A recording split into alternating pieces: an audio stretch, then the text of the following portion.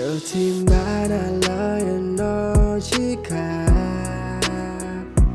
nỡ ta hết như lo lỡ giờ ta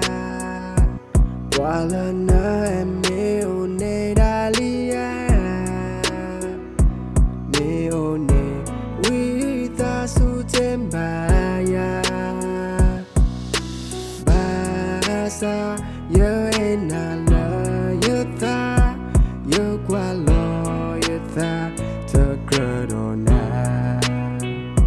giờ mi qua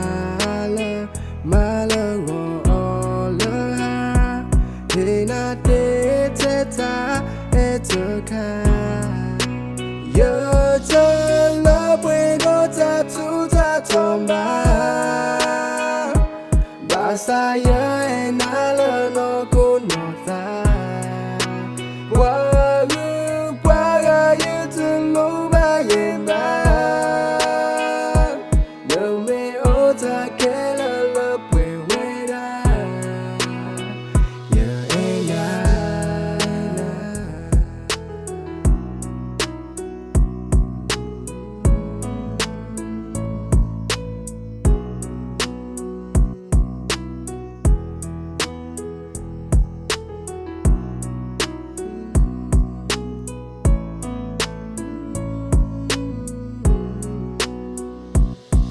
thì ba đã lời nó chỉ cả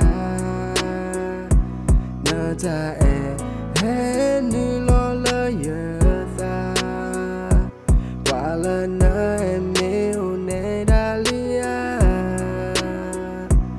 yêu nè quý ta su thêm bà ya giờ cho lỡ quên đó ta tu ta thòng sa giờ em na lỡ nó cũng nó ta qua ngư qua như từng lúc ba yên ba nở mê ô ta kể